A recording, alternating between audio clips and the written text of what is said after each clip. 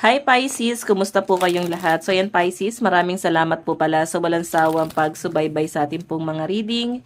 And kung ikaw ay bago pa lang sa ating channel, mag-subscribe na po kayo. Then, i-click mo na rin yung ating notification bell para lagi kang updated sa ating mga bagong upload. So by the way guys, sa mga interested sa ating private reading ay nasa description box below lang po yung link. I-message nyo lang po ako. Okay? Okay. So, kung hindi nyo naman guys makita, i-pwede nyo naman ako i-direct message na lang po sa Facebook. Jade Tarot po yung name. So, tignan natin. Pisces, ano ba yung mga kaganapan sa inyo this week? Pisces, Sun, Moon, Rising, and Venus sign. Okay, meron tayong back to basic. Ayan. So, sinasabi lang dito guys, kung hindi mo ma-overcome yung pinagdadaanan mo ngayon or kung hindi ka aalis dun sa sitwasyon mo, babalik ka talaga sa dati. Okay? Parang iba-brought out siya ng iba-brought out sa inyo, guys. Kahit nangyari na siya sa nakaraan, 'di ba? So, yun yung nasa sense ko dito. And sinasabi lang dito, yung sinasabi na parang back to basic is parang kailangan may something na pagbabago ka na gawin or yun na nga, changes pagdating sa personality or sa cycle mo. Okay, meron ka kailangan baguhin. Ayan kasi guys, kaya siguro siya guys, back to basic, mararamdaman nyo Bakit parang bata ulit ako? Parang ganon, ba't parang binabalik ako sa ganito? Bakit ganito yung sitwasyon? Yes, kasi walang improvement. Possible Pisces na kaya bumabalik ka sa ganong klase ng sitwasyon. Kasi dalawang bagay lang yan, hindi nag-improve or pwedeng ikaw mismo yung hindi mo binago yung buhay mo. Okay? Check natin. Pisces, Sun, Moon, Rising, and Venus sign. Meron tayong I'm not always an angel. So, yon. Pwedeng sa personality to ng mga Pisces, meron kayong kailangan baguhin talaga. Ayan, no? So, nasa-sense ko yung energy nyo rito na parang, yes, hindi habang buhay, parang mabait, hindi habang buhay, masungit, nagbabalance ka pa rin naman. Pero may mga cycle kasi dito Pisces na parang kailangan minsan marunong din tumanggap ng kung ano yung pagkakamali, 'di ba? Marunong din dapat magbaba ng pride or accept mo yung sitwasyon. Pwede iba sa inyo guys, walang nangyayari. Hindi nagbabago or never kang nanalo, never kang nanalo sa pakikipagtalo, yung tipong tinatry mo lang na ipagtanggol yung sarili mo pero hindi mo siya guys na ipagtatanggol. Oo. Check pa natin.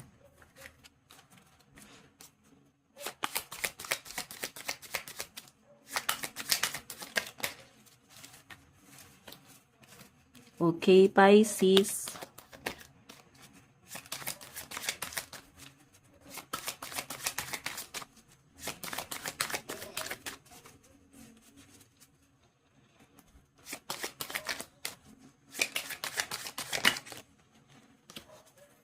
Surprise. Ayan.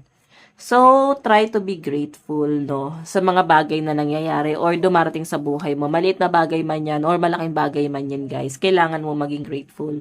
Maging grateful ka kasi kahit paano nakakasurvive. May mga taong nagmamalasakit, may taong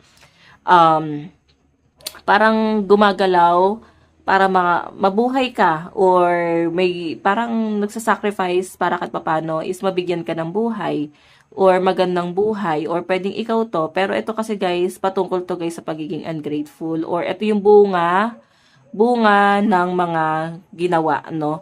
So, sabi nga nila guys, pag mabuti yung ginawa mo, mabuti yung aanihin. Pero kung kasamaan, masama rin yung aanihin. So, may energy kasi dito guys na pwedeng merong hindi magandang nangyayari.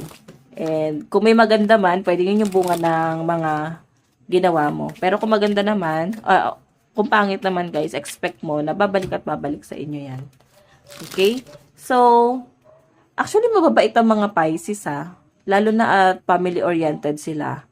So, mahirap lang talaga pag may mga Pisces na napunta sa manipulative na tao kasi nagiging toxic din sila. Okay, hindi, mabilis sila maka-absorb ng mga ganong energy.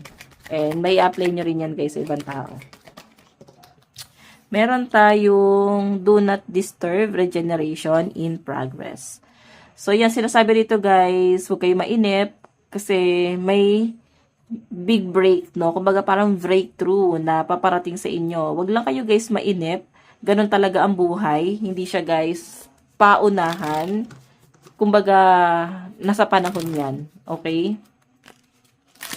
Nasa right timing yan. Meron tayong do not regret anything. So, dapat wala kang pinagsisihan sa mga bagay na nangyari or nagawa mo. Okay? Lalo na kung buo yung loob mo dito, dapat hindi mo ito pinagsisisihan. Ayan, no? Do not regret anything. Ngayon, face the reality. Kung ito na yung naging bunga ng mga ginawa mo sa past, huwag ka nang maghinayang. Nangyari na. And pwedeng naging maganda rin naman ang dulot nito sa iba. Parang hindi lang maganda yung reflection or dating, pero naging maganda naman yung result sa ibang tao. Okay, so Pisces, pwedeng maganda rin naman yung naitulong mo or may nai-advise ka naman. Kasi yung energy guys ng mga Pisces dito, pwedeng medyo na-toxic lang talaga. Pwedeng na-absorb mo lang yan sa ibang tao or pwedeng dahil sa problema ng ibang tao or problema ng mga kasama mo sa bahay or ng partner mo mismo. Okay, again, minsan kaya nagiging toxic ang mga Pisces dahil sa negative energy na nasasagap nila sa ambience nila. Oo. Kasi absorber sila. Para silang sponge. So, by the way.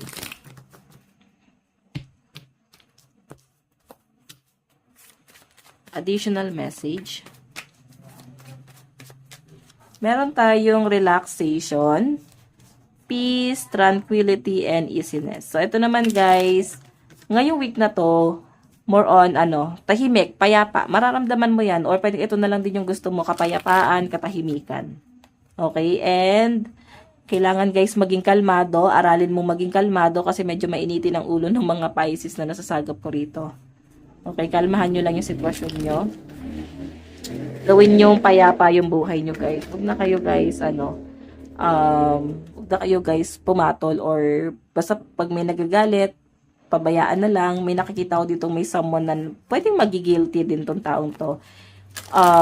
Pwedeng ikaw din naman to. So, may nakikita akong possible na hindi man direct pero sincere yung paghingi ng tawad na tong taong to. Nagigilty rin sila sa kabilang banda pero nandun pa rin sa point na hindi nila kayang sabihin sa inyo direct sa'yo. Okay? Baka nahihiya or dahil marami ka rin naman na itulong dito sa taong to, nabigyan mo siya ng pagkakataon na alam mo yon, i-shoulder mo yung ibang responsibility niya. Okay? Pwedeng sa relationship to. So, by the way, meron tayong introvert. So, hindi kayo masyado nag-uusap ng partner mo or pwedeng kasama sa bahay. May awkward moments dito na parang hindi nag-uusap. So, lucky number mo is 69, 71, 76, and 66. Advice. Meron tayong think it through. So, ayan. Bago ka magsalita, bago ka gumawa ng action, pag-isipan mong mabuti kasi pangit yung impact nito sa ibang tao. Pwedeng ngayon magkaroon ka ng kagalit, kaalitan.